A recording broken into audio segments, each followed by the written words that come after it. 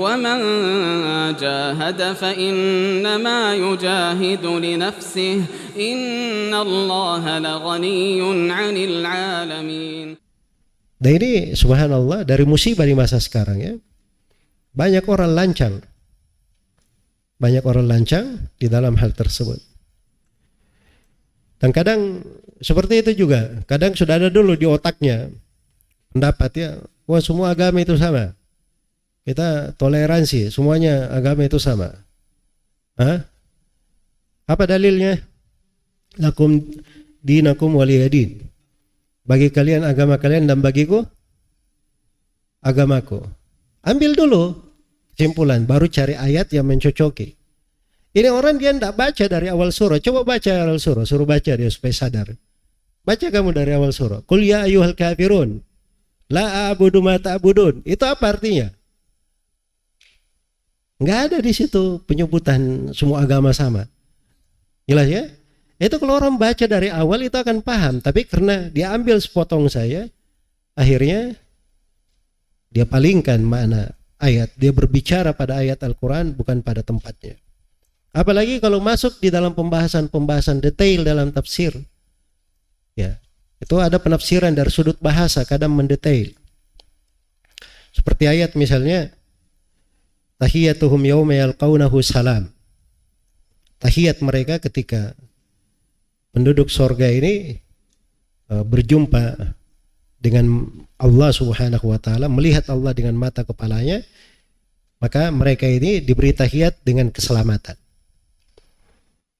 Ya, di situ yalqaunahu liqa, di situ itu secara bahasa maknanya cuma satu, maknanya melihat dengan mata kepala. Melihat dengan apa? Mata kepala. Antum baca ayatnya kan tidak kelihatan, tidak ada di situ melihat dengan mata kepala, nggak ada. Tapi itu bahasa Arab. Kalau ada kata liqa berjumpa dengan kata tahiyya, maka itu liqa di situ maknanya cuma satu, melihat dengan mata kepala. Ar-ru'ya bil absar. Dan itu dinukil kesepakatan ahli bahasa oleh pakar bahasa Abu Yahya Tha'lab dengan sanad yang sahih. Kepada beliau diriwayatkan oleh Ibnu Battah dalam kitab Al-Ibana. Itu bukan sembarangan ya di pembahasan-pembahasan. Ahli sunnah itu kuat di sudut-sudut pendalilan secara bahasa, memahami ayat-ayat. Iya. Sampai ketika ada yang menafsirkan misalnya ayat menafikan ru'ya dengan ayat lantarani. Engkau tidak akan melihatku. Lan di situ nafi selama-lamanya. Itu dianggap lemah oleh para ulama. Ucapan batil. Iya. Karena itu kata Ibnu Malik, pakar bahasa rahimahullah, "Wa man ra'an nafya bilan mu'abbada fa qawlu hurdud wa siwahu tuda." Siapa yang memandang penafian dengan lan selama-lamanya itu ucapan buang. Jangan terima ucapan itu. Ambil ucapan selainnya. Bahwa itu bukan penafian selama-lamanya. Jelas ya? Itu sudut bahasa. Ada, jelas. Bisa diterangkan dari sudut bahasa. Jadi ada di penafsiran Al-Quran, mana itu terang di kalangan para ulama. Cuman kita ini lisan kita bukan lisan bahasa Arab.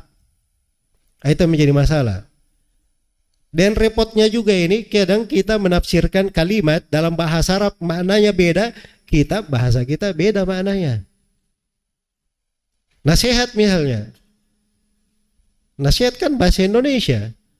Nasihat si fulan salah saya nasihatin, dia kurang saya beri wejangan, dia bagus. Itu nasihat ya. Bahasa Indonesia. Tapi kalau bahasa Arab itu lingkup kecil dalam makna nasihat. Nasihat itu kalau dalam bahasa Arab ketulusan.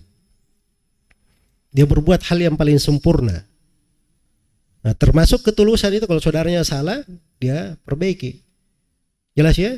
Tapi jangan mengartikan nasihat itu selalu menegur kalau orang salah. Bahaya juga nanti kita mengartikan hadits-hadits. Ad-dinun nasihat.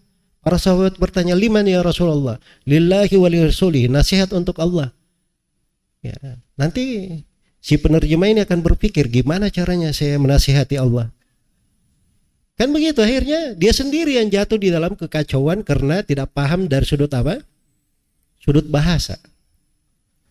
Nah, sama di dalam ayat-ayat Al-Quran itu kita harus ada bagian dari bahasa Arab. Kadang itu ada buku-bukunya supaya tidak keliru di dalam menafsirkan kata-kata. Itu ada buku-bukunya. Ini yang kita akan kaji nanti tentang ilmunya itu kayak gimana cara masuknya. Kalau ada yang kita tidak paham, di mana kita mencarinya dari sudut pembahasan ilmu. Jadi itu bukan sembarangan ya.